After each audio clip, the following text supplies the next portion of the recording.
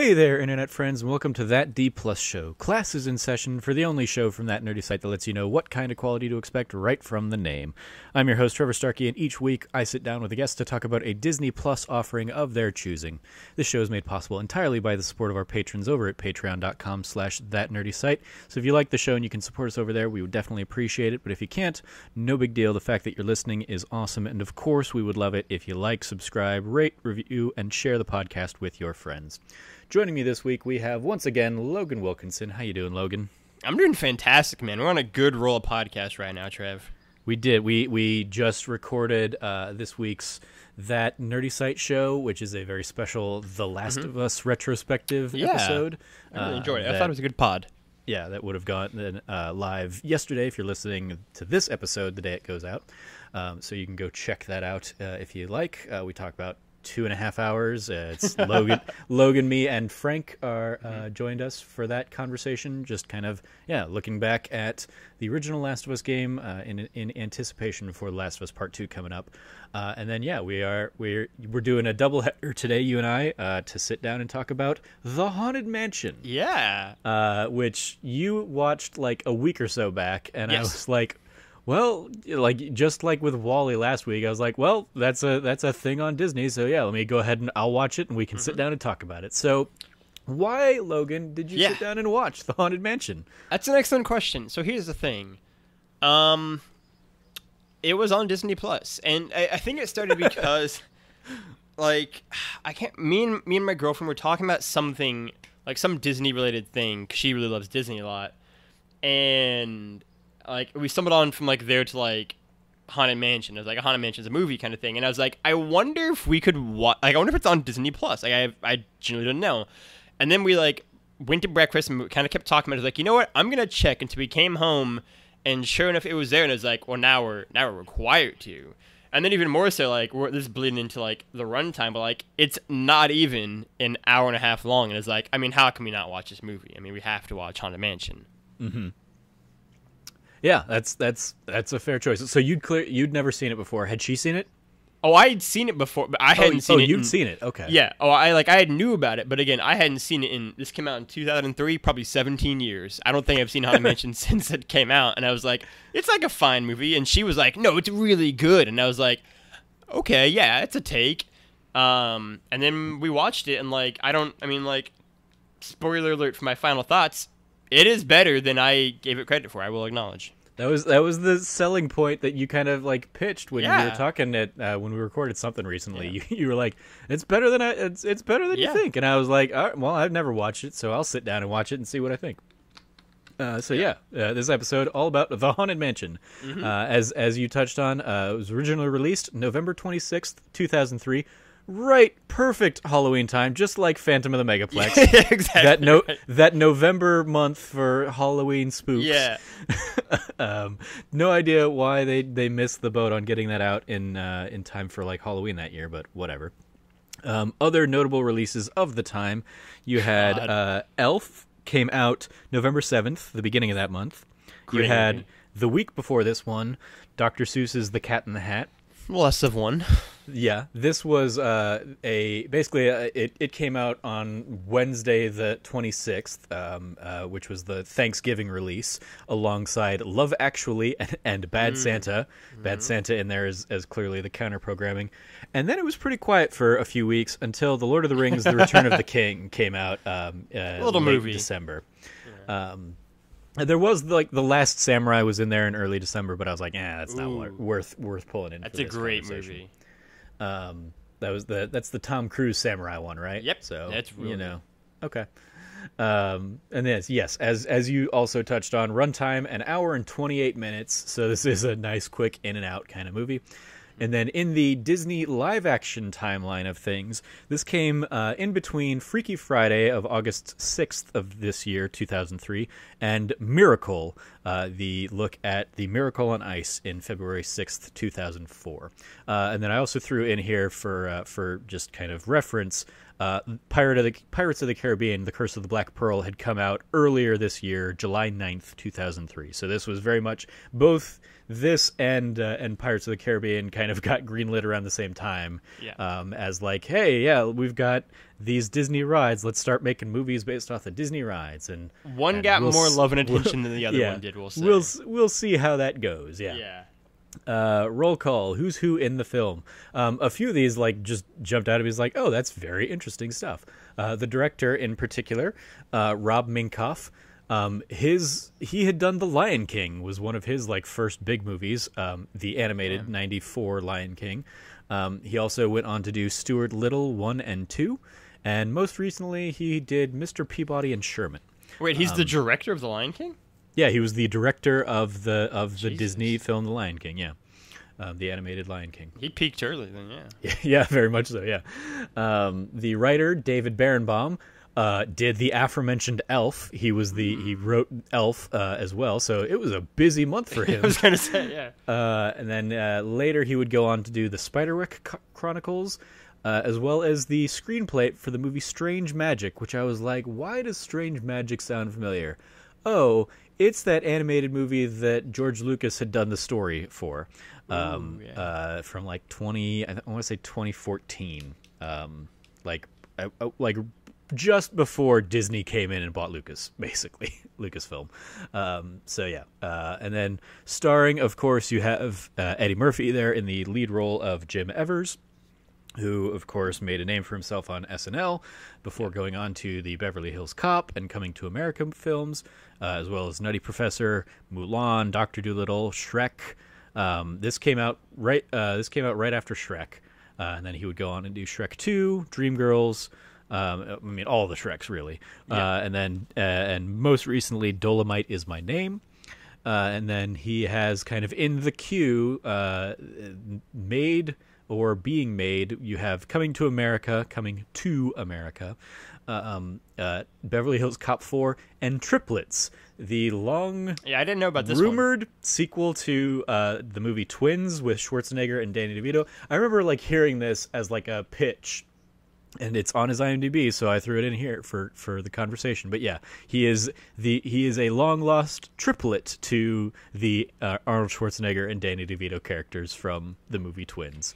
I don't think they know how twins work or triplets. I don't think they do either. But I think that's the point. Is they're going to try and mine some comedy from that.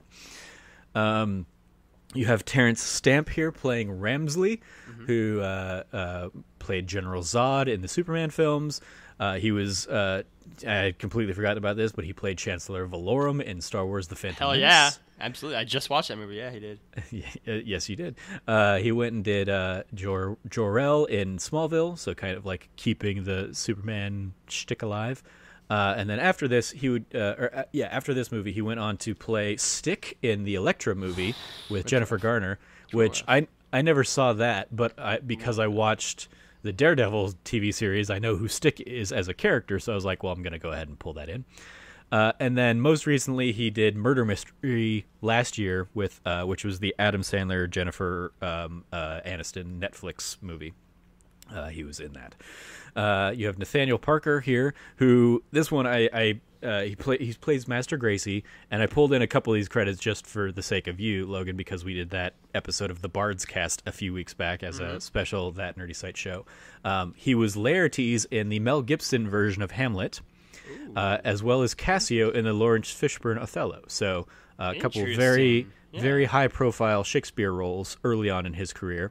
As well as he is the bad guy in Beverly Hills Ninja. Guy You're from right. Beverly Hills Ninja. Holy shit. That one jumped out at me where like I saw Beverly Hills Ninja and I saw his character name and I was like, let me go and look at a quick plot synopsis of Beverly Hills Ninja to see if he was the bad guy in that. And yes, he was. He was the bad guy to Chris Farley's Beverly Hills Ninja.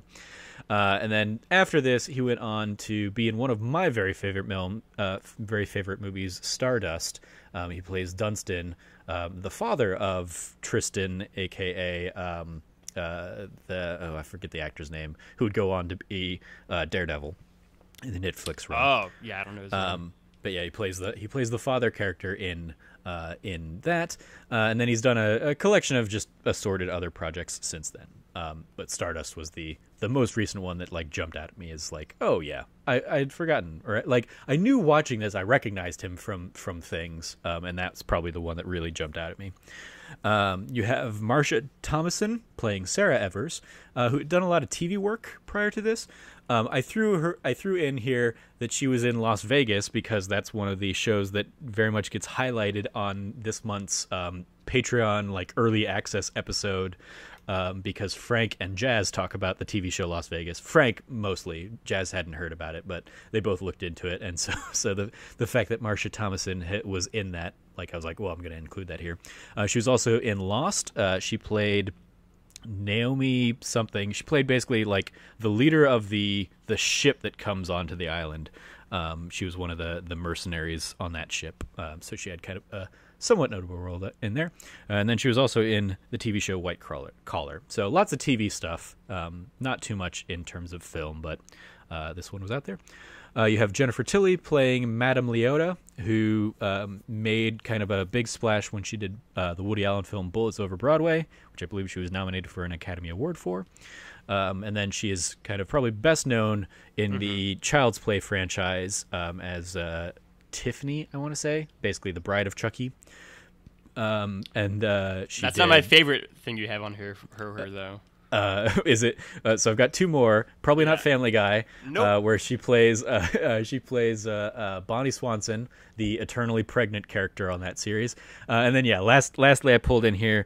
She's also a very famous poker player and has won the World Series of Poker a couple tournaments on that in the World Series of Poker. So I remember back when I would watch that on Bravo after episodes of The West Wing. It was always on either Bravo or ESPN2, like all of the time back in the day, I feel like. Yeah. So pulled her in for that as a fun little nod. And then lastly, I pulled in here, we have Wallace Shawn playing Ezra, obviously well known from The Princess Bride as well as Rex on Toy Story. And then most recently he did Marriage Story, and then he's also got a recurring role on Young Sheldon these days. So, yep. So that was kind of the cast. A little bit of trivia here. You have the singing busts were played by the Dapper Dans, Main Street USA's barbershop quartet. One of the busts is modeled after Thurl Ravenscroft, who is often mistaken for Walt Disney, so much so that when I originally was writing the trivia out for this, I originally wrote that one of the busts was modeled after Walt Disney, before IMDb corrected me on that. He also sang the voice for the kind of deep-voiced bust in the theme park ride. Real quick, have you been to Disneyland proper, Logan? No, I've only ever been to Disney World. Okay. Never been to Disneyland. That was one of the things I was very curious about, because I definitely catch a lot of like the references to the Disneyland ride, but since I've never been on any of the other Disneyland haunted mansion or the Disney haunted mansions like in Disney World or Disney Paris or anything like that, or Euro Disney, I guess.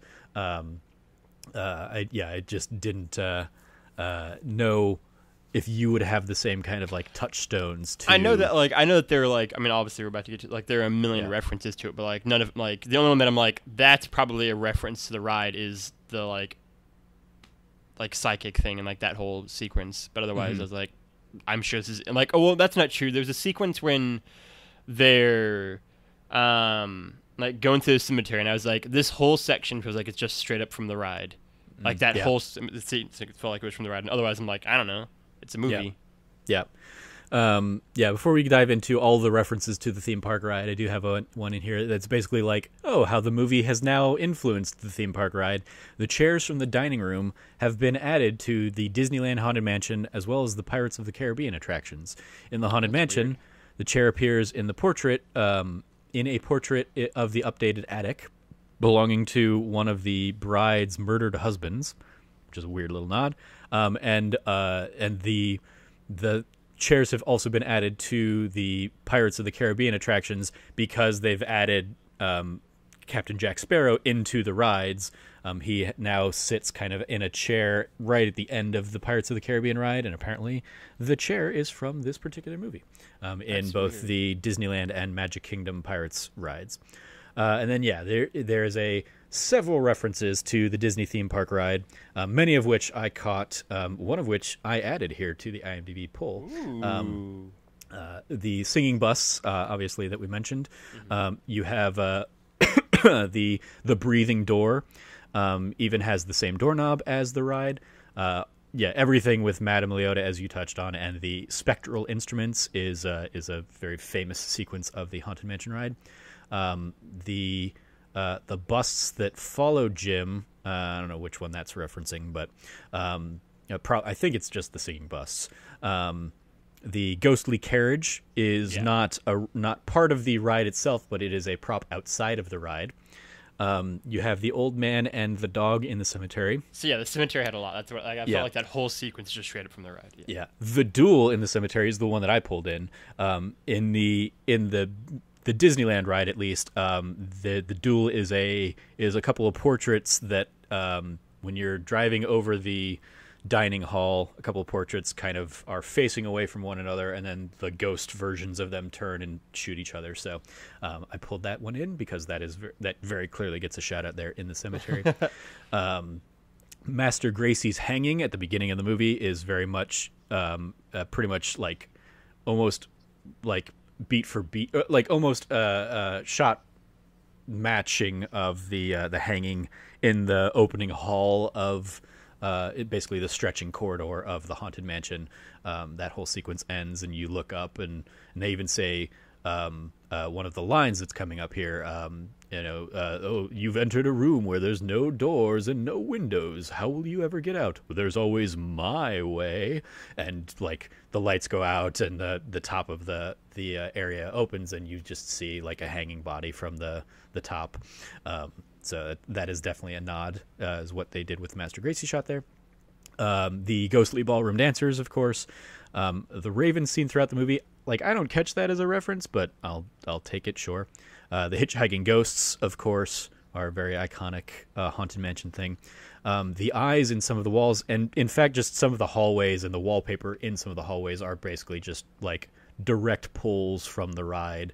Notably the one with the morphing pictures in the hallway that leads into the busts. Oh, that's probably what it is. The busts that follow Jim. That's what that was referencing. Is that in the ride itself, it's they're basically inset images, so it looks like they're following you as you like walk around the room. And here it was very clearly CGI busts that are facing them. And then several lines mentioned throughout the movie are also in the ride. Welcome, foolish mortals. Final arrangements have been made. And as I said, there's always my way. As well as the end bit that's not in here, and I didn't include it on this mentioning, but I think it's even a post-credit sequence, basically, where Madame Leota says, hurry back, don't forget your death certificate." The bride on the ride will whisper that or yell that at you as you leave the ride itself. The floating candelabra in the credits. There's floating candelabras throughout the ride. The bride's dress in the attic. Mm-hmm. The screeching cat sound effect in the graveyard scene. The skeleton's hands that start to open the coffin in the mausoleum. The knights in the hallway attacking Jim. The door knockers heard rapping in the bedroom hallway, the pipe organ in the ballroom, and the clock striking 13 during the prologue are all references to the ride itself. One of the notes in here, Marsha Thomason was only 27 years old at the time of filming and plays a character who has a 13-year-old daughter and a 10-year-old son. So I was like, that's like the thing that really jumped out at me was I was like, wow, like, and it wasn't as bad as I thought it would be, but like I was like, oh, she looks really young to be playing like Eddie Murphy's like love interest opposite. Eddie Murphy was 42 at the time of filming, so see, it's interesting. About a 15-year difference. I totally bought it. I didn't think she looked that much younger than. Certainly not 15 years younger than Eddie Murphy. Mm. Yeah, but she looked really young to me, and so per this, if she was the age of, or if her character was her age, she had her daughter when she was 14. The Gracie family that haunts the Haunted Mansion is named for Yale Gracie, one of the original Imagineers from the Disneyland ride, which opened in 1969. And although a ghostly Gracie is never officially named in the ride, narration, or press, the name has long been associated with the disembodied ghost host in the attraction. And fans have speculated many narratives, but contrary to popular belief, the ride does not have a definitive story. Madame Leota, the medium whose head is enclosed in her crystal ball, was named for Imagineer Leota Toombs, who worked on numerous Disneyland projects in the 1960s and did the voice for Madame Leota on the original ride, which has since been updated with her own daughter kind of doing new voice stuff and new voice work for the character, because her daughter is also an Imagineer. All of this you can see in the Imagineering story, which we've also done an episode of that D Plus show on, and that's where I learned all of that fun little tidbits. So yeah, let's dive into what do we think? Does it hold up? All that fun stuff. So you kind of already shared some of your thoughts, so I'll dive in with some of mine before kicking it over to you. I thought it was a fine movie. I don't think it's great. I think it is a step above like Disney Channel original movie kind of movies. And the thing that definitely hurts this movie the most is that it was not Pirates of the Caribbean. That Pirates of the Caribbean came out, nobody had any kind of expectations for it, but Johnny Depp's kind of Jack Sparrow character, Oscar nominated Jack Sparrow, blew people away, and that film is just a fun adventure tale in a genre that had fallen by the wayside. We haven't gotten like swashbuckling pirates and stuff in many years, whereas horror and of varying degrees really never went away, it seems. So yeah, I think this just suffers from very much not being as fun as Pirates of the Caribbean was. It's fine, and I think like it's very much Eddie Murphy being an Eddie Murphy character. Yes, 100% that. And very much like framed as an Eddie Murphy starring vehicle kind of thing. Yeah.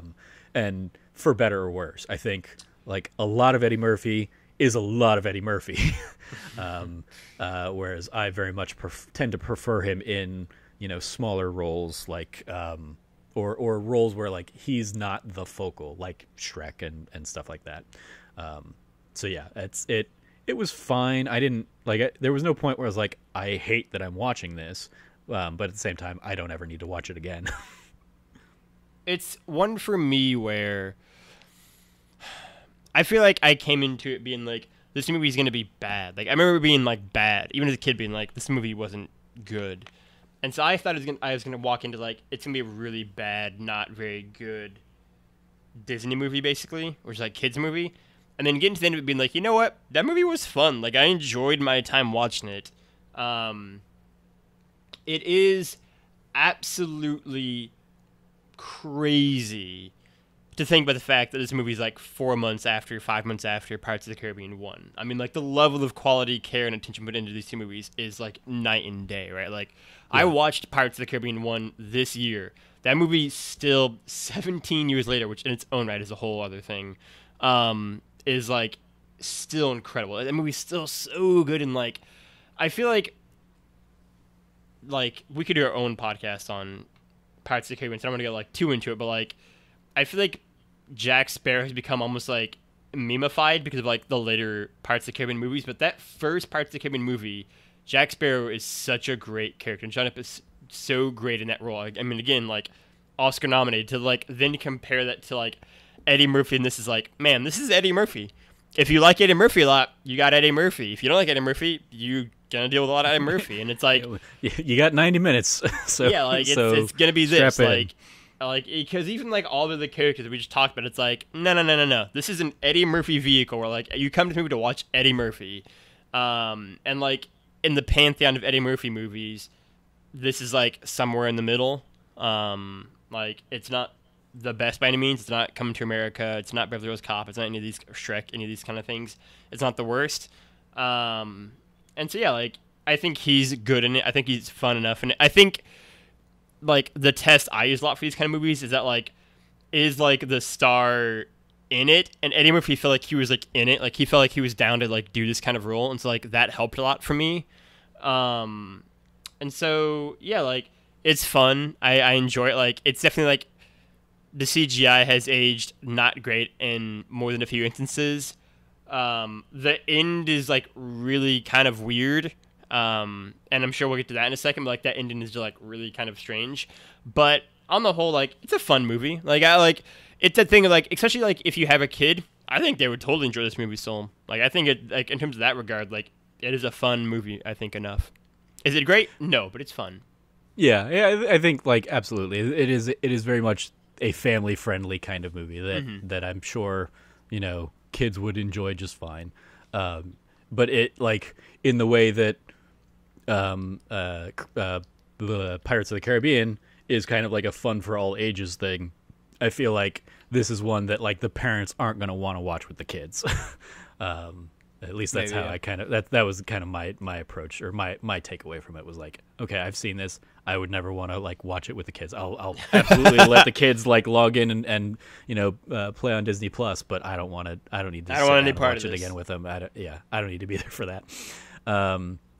But yeah, so let's dive in. Like, did you have any favorite moments or even least favorite moments that you want to kind of like highlight here? I mean, before I talk about anything, I have to talk about the ending because it's so bizarre. Like, that final ending sequence is such a strange. Like, I'm still like a week later, like I don't really know what's happened. Like, it's like a fire monster like grabbed Terrence Stump's character and like brought him into like hell, I guess, and then like his what's the wife's name again? Like Sarah, yeah.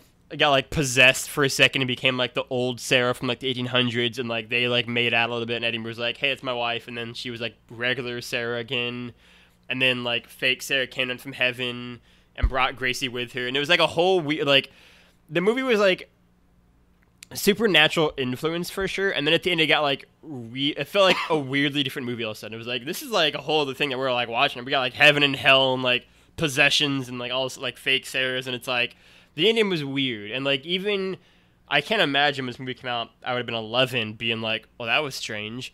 But like now as a 28-year-old man, I'm like, this is like, I want to like just like unpack this. Like I want like a full length movie that was like the last 10 minutes, because that was like weird and like maybe kind of a cool way, but it was like just very strange.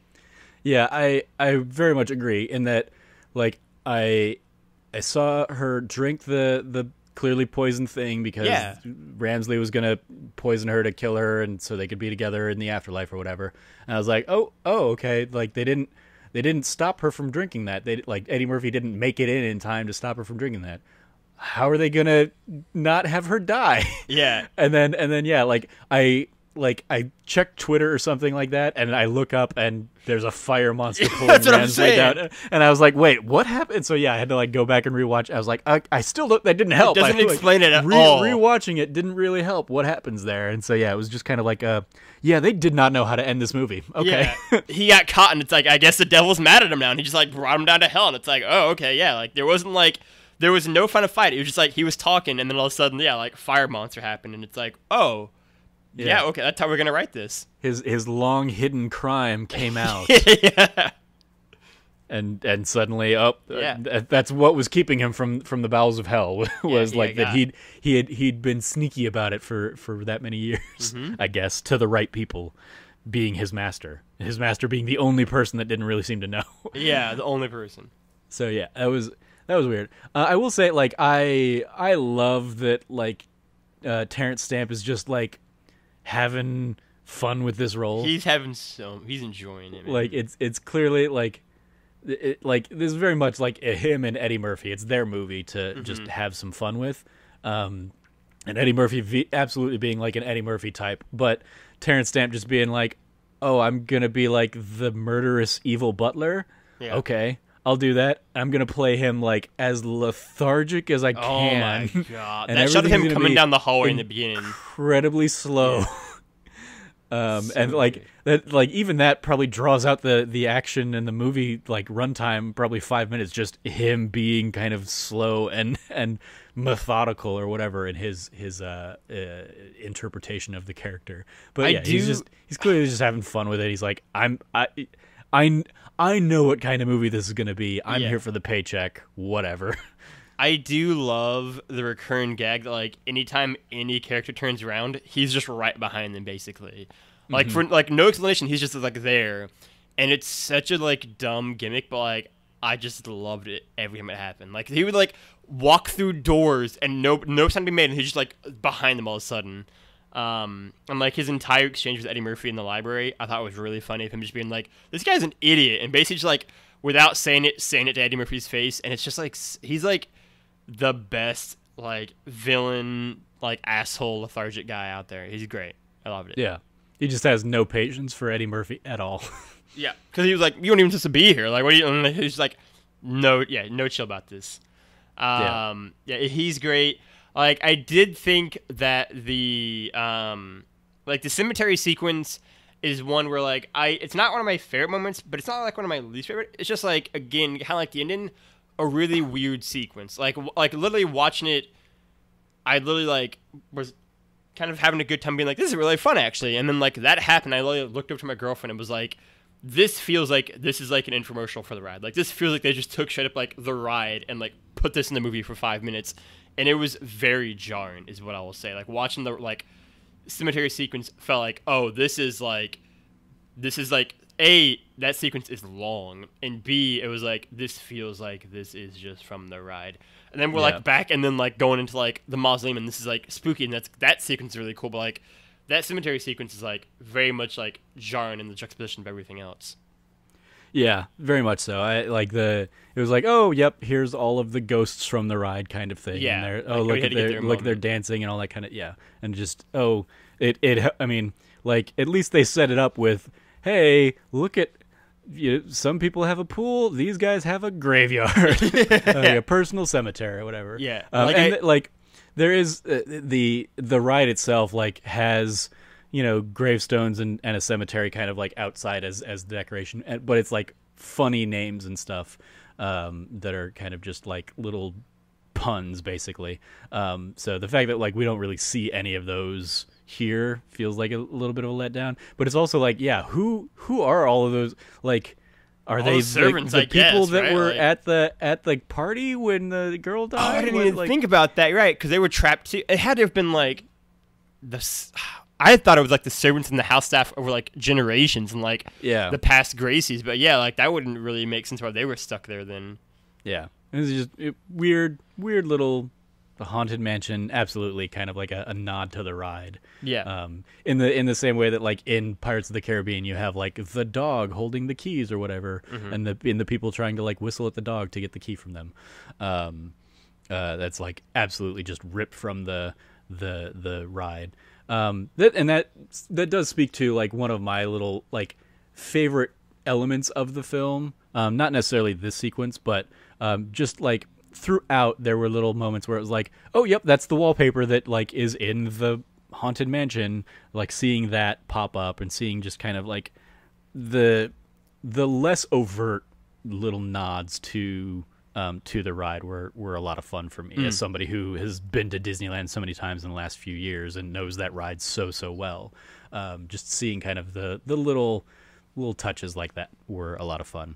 And it's interesting. One of the little trivia things that I didn't pull in was basically alludes to the idea that the film is based loosely on the Disney Paris version of the Haunted Mansion, which does have some kind of like story about like a woman, losing her lover or something like that and dying and needing to come back or something like that. Because the Haunted Mansion story at Disneyland, at least currently as it stands, I don't know if it was this at the time. It feels like I did not remember this being the story when I was growing up, but it might just have. I just might have missed it growing up and just been enamored by everything else. But the story in Disneyland is effectively this bride is basically a Black Widow praying mantis type of character who kills all of her husbands. And so as you go through the house, especially the attic that's kind of like mentioned in one of the trivia things that I pulled, you see all these portraits of her other husbands, and they like the portraits change from like them sitting happily to her kind of with an axe or something and their heads chopped off, and basically their heads are gone. And so she like the narrative of that ride is she just marries people lops off their heads and then goes and marries like the next person down the line. And so she's kind of like a serial killer bride, which is not this story of this movie at all. So I was like, oh, okay. So I don't know. I'm having, again, not been on like the Disneyland Paris version of the ride, but the trivia did kind of allude to the idea that it's following that ride's story a little bit more closely, I guess. Let me ask you this question. Yeah. Does the Disneyland proper ride, though, have a fire pit monster guy, though? Nope. That's the question. Nope. No? Okay. Nope. We'll look into that. That's like you have to go to like Mr. Toad's Wild Ride for like the trip into hell, basically. Not a thing on the ride there at Disneyland. It's like the ride at Disneyland ends with the hitchhiking ghosts, basically. Like you leave out of the cemetery and the hitchhiking ghosts, you see a few of them basically like putting their thumb out on like trying to get a ride from you, and then you go by a series of mirrors that is using kind of a projection trick to put one of them in the cart with you. So you are taking the hitchhiking ride. Yeah. So the three that you get that like pop up in the carriage, it's basically like each of them, and so you get one of them in your cart on the ride on your way out. And none of this is to say what happens when the ride turns into Nightmare Before Christmas for the holidays nowadays, because they completely kind of retooled the ride to have a very Nightmare Before Christmas aesthetic going along with it. So never seen that movie. Yeah, okay. Maybe we'll do that as a D+ show sometime in the future. Christmas. Maybe. Or Halloween. Or right in between. Or right in between seems like, the spot, actually. Yeah. Especially going with the trend of Halloween-themed movies that release in November. Maybe we'll do that as a November Thanksgiving special of that D+ show. So just kind of seeing a lot of the little nods were not a lot of the nice little touches. Even like I said, they like seeing in the opening kind of crawl or like opening like the prologue credit sequence, I guess. Seeing kind of that end with Gacy hanging, very much like reminiscent to the hanging at the beginning of the ride was a lot of fun. Like one of the things that I wish they'd figured out a way to bring in and incorporate is the stretching portraits of the original ride, which is just an iconic element of the ride. That's you go into kind of like the waiting room before you get on the ride proper, and it's basically an elevator that takes you downstairs, and so you see these portraits kind of lined around the room that look fun and they're people having fun little setting, and then as the room stretches, the portraits stretch and you see like the more sinister like full version of the portrait. So it's like, oh, you've got somebody on with an umbrella, and then as the portrait stretches, that person is on a tightrope over an alligator or something like that, or somebody is in quicksand or something like that. Like whatever the case may be, it's like, oh, it's the happy image turns into, oh, stuff is happening below. I would have liked it if they'd been able to figure a way to work that in, but they could not. So, and I don't necessarily know how they would have worked it in anyway. Any other favorite moments that stand out to you, or least favorite, like any other weird things like the ending that are just like, yeah, that was bad. I think the mausoleum sequence is a cool, like, fighting all the skeleton things, although him getting his daughter in just a nick of time didn't make any sense. I would say one of my favorite things, though, is just through so much of this movie, Eddie Murphy being, like, slipping into, like, real estate man, and just being like, well, I can spend this, I can make this happen, is, like, why this would be like this in this big haunted, spooky house. With maybe like the best scene of that being the like graveyard in the back scene, being like a very funny exchange between him and his wife. Mm-hmm. Yeah, one of the it feels a little too long to get us to the Haunted Mansion aspect of it, and I know that like they have to set him up as like the real estate guy, but the fact that like we go from like the people he's selling the first house to the people that he sold it from. I'm like, I don't know if we need to see like both sides of this transaction, let alone like him getting sidetracked by somebody else. You need to know how real estate works, Trevor, right? Clearly, yeah. And then and that's all to set him up as like, he loves his wife, but he knows he's going to be late, and so he gets the the watch and the little teddy bear for his wife. It's like, I feel like we didn't need all of those sequences. I feel like we could have gotten like one or two of them and then just gotten to the thing quicker. Especially in a movie that's not even 90 minutes long. Yeah. Yeah. So that jumped out at me. I like Wallace Shawn's character. I think he's just fun playing the kind of like he feels like so much he's just playing like the Princess Bride character for a lot of his his delivery of lines and stuff. And I looked up the like his kind of compatriot, the girl ghost. And she just didn't have like much in the way of, she hadn't done much stuff before this. She hasn't done much afterwards, so didn't seem like a point in pulling her in. And same with the kids. The kids have been largely kind of, this was the big thing that they had all done.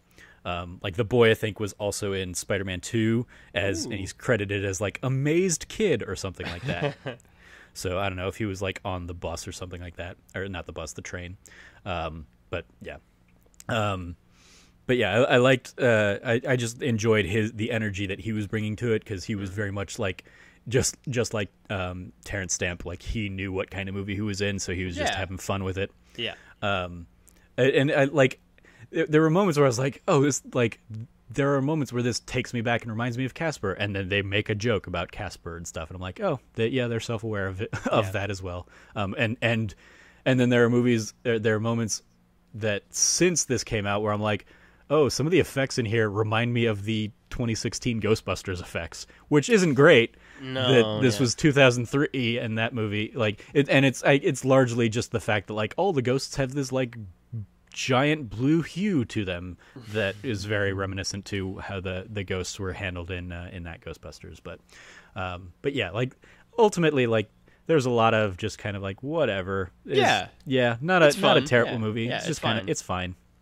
It's fine. It's a fine movie. Anything else you want to shout out or give a nod to?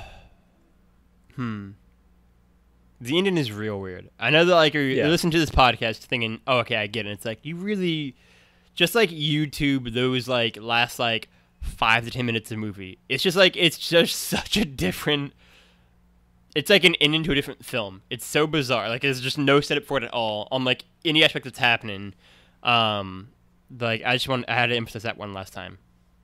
Yeah, I do like that the Master Gracie it like saves Eddie Murphy, and like that kind of feeds into his own redemption.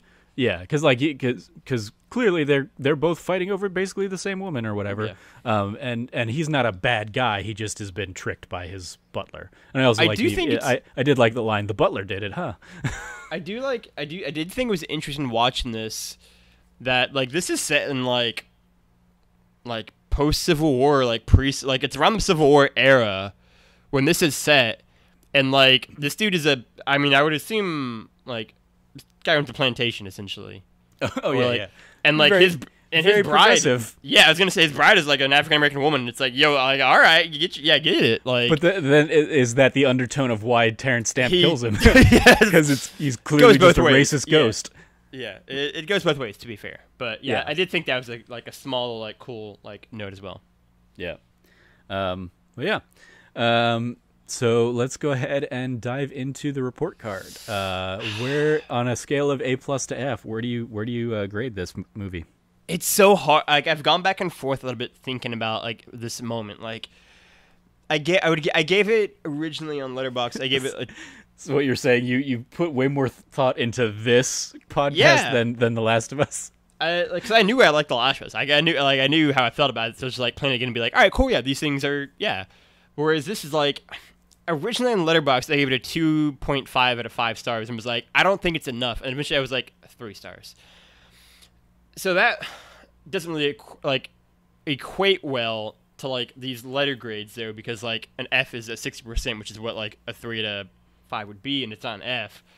I would say I'm somewhere between like a C+ and a B- is where I'm at, honestly. And I don't know where are you at this movie? What would your ranking be? I give it a C. It is a perfectly serviceable average film for me. Not egregiously bad like some of the Disney Channel original movies we've watched. Yeah.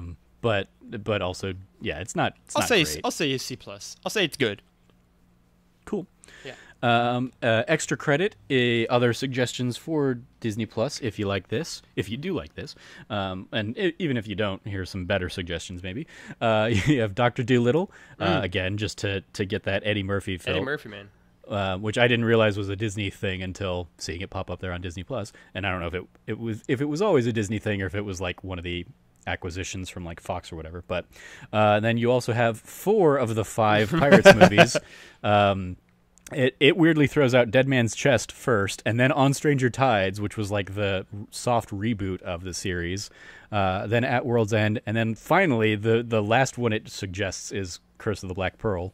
And I looked into it because I was like, I know they did a 5th one. What was the 5th one called? Pirates of the Caribbean, Dead Man Tell No Tales, coming soon to Disney Plus. It is set to be available July 24th. So if you want to wait a month, then a month and a half, then you'll be able to get the full Pirates saga. Stay on Disney tuned Plus. for Pirates of the Caribbean interview on that D Plus show. Yeah. You have The Game Plan, which I don't remember which one that was. You have Adventures in Babysitting, and then lastly, the Princess Diaries, rounding out kind of the live action feel of these recommendations. A broad swaying quality there, we'll say. Indeed, yeah. Extracurriculars. You watching anything else on Disney Plus these days, Logan? I am. I imagine that's where you're watching some of your Star Wars stuff? Yes. Again, I owned the original trilogy. So 4, 5, and 6 I was watching on like the actual discs that I have. Oh, technically 4 I couldn't because the disc is scratched. I had to watch on D+. But 5 and 6 I watched perfectly fine on like the DVDs. But then episode 1, 2, and 3, the prequels, I don't own because obviously why would I own them? And so episode 1 I watched last weekend. Actually tonight, as of recording this, me and Shrav are going to watch episode 2 probably in like a couple hours here, which will be her first time. I haven't seen it in years. I'm excited to see if episode 2, which I think is usually kind of dubbed the worst of the Star Wars prequel movies, I'm interested to see how it holds up. I don't know if I'll like it more. That's the thing, like, part of me thinks I'll enjoy it more now, both because all the Clone Wars stuff, but then also just because, you know, it's not as bad as I remember it being. So I'm going to watch that, and then also, yeah, episode 3. Yeah, have fun. Have fun with those. Yeah, episode 3 is good. Okay. I think we talked on one of the shows. At some point in time, I tried to do a watch through of the films a few years back, and I just couldn't even get through Phantom Menace. Phantom Menace. We did it in 2 parts. It's hard. In the lead up to, I think it was in the lead up to Rise of Skywalker coming out, I sat down and rewatched the Phantom Menace in its entirety, and I was like, yeah, this is still bad. I don't want to dive into Attack of the Clones. My thing with Phantom Menace that I'll say is that it's just like half an hour too long, and the problem is that like that entire half hour occurs in the middle of the movie. Like the first act is like it's fine. It's not like brilliant, but it's like it's fine. It's watchable enough for sure. And the last act I think is actually fun. I enjoy like the battle sequence enough. It's fun enough. It's like they saved all of the action in the entire movie. There's none basically until the very end, but it's like all right, cool. Except the pod racing sequence. Yeah, but that middle section where they're basically like on Tatooine for all that time and then really on Coruscant even too is long. That they're on Tatooine for forever in this movie, where nothing is happening but that pod race. Like, they're just there for forever, it feels like. Yeah. It's rough. Yeah. I don't think I've really been watching anything else on Disney Plus these days. A lot of what I've been watching, I think we talked about last week, I watched Avatar, which came to Netflix. I've been watching a lot of Chuck on Amazon Prime right now. And then I've got a few things on my that I added to my my HBO Max queue. In particular, I've got like a couple seasons of Doctor Who that I never got caught up on, which is now on HBO Max. And then much like everybody was like, oh my God, Avatar's amazing, which I agree. It was a great show. I'm glad I finally checked it out. People are also like, oh my God, Steven Universe is amazing. Yeah, And Belinda, Yeah, and that is on HBO Max, so that's on my list of maybe watches here in the near future. But yeah, so none of that on Disney Plus. But check out those things if you have any of those other fun streaming services, because there are just so many. But yeah, that's gonna do it for this week's episode of That D Plus Show. Thank you, Logan, for joining me to talk about The Haunted Mansion. Absolutely, yeah. You can follow Logan at Lefty Logie. Anything you want to give a shout out to, Logan? Go check out That Nerdy Site show for this week. Like whoever said, me, myself, and him. Me, Trev, and Frank all sat down for 2.5 hours, talked about The Last of Us, kind of playing through the game again, looking at Left Behind, and then also kind of looking to the future for Last of Us Part 2. It was a lot of fun. I really love that game a lot, obviously. But yeah, it was good talking with Trev and Frank, who Trev at the very least also really, really loves it. And then also go listen to last week's That News You Care About show, because I think it was also a good one between me, myself, and ironically enough, Frank. And then, yeah, just stay tuned. I was also in that. You did the me, myself, and Dan. I don't know why me, myself, and I. Go watch Me, Myself, and Irene, apparently. It's on my mind. So, yeah, go listen to both of those with me, Trevor, and Frank on both of these two podcasts. Stay tuned to all the write-in stuff. I'm also almost done watching a Netflix show that's very good that I might do something about as well. So stay tuned for that potentially. And yeah, just all the things happening on That Nerdy Site. I'm curious what Netflix show, because I remembered one of the ones I also started watching this morning was Space Force. It is not. We watched the first episode of that. We didn't love it. We think it's okay so far. Yeah. But it's a Hindi show actually called Sacred Games. It is excellent. Like, you should absolutely watch this, Trevor. It's so good. Like, all your whole thing afterwards. But yeah, it's fantastic. Cool. So possibly that. Okay. Well, cool. You can follow me at Trevor J. Starkey, and yeah, I will echo kind of Logan's shoutouts. Definitely check out our The Last of Us retrospective, as well as our remaster pitches from last week's That News You Care About. Good fun conversations in both of those. You can follow all of us and the latest from us over at That Nerdy Site. If you'd like to be on this very show, you can go to thatnerdysite.com/D+guest and fill out the little Google form there to let us know what Disney Plus offering you would like to chat about. If you liked what you heard, please like, rate, review, subscribe, share the podcast with your friends, all that fun stuff. And if you do feel so inclined, you can always support us on Patreon at patreon.com/thatnerdysite. Thank you again for joining us. As always, stay nerdy and be good to each other. Class dismissed.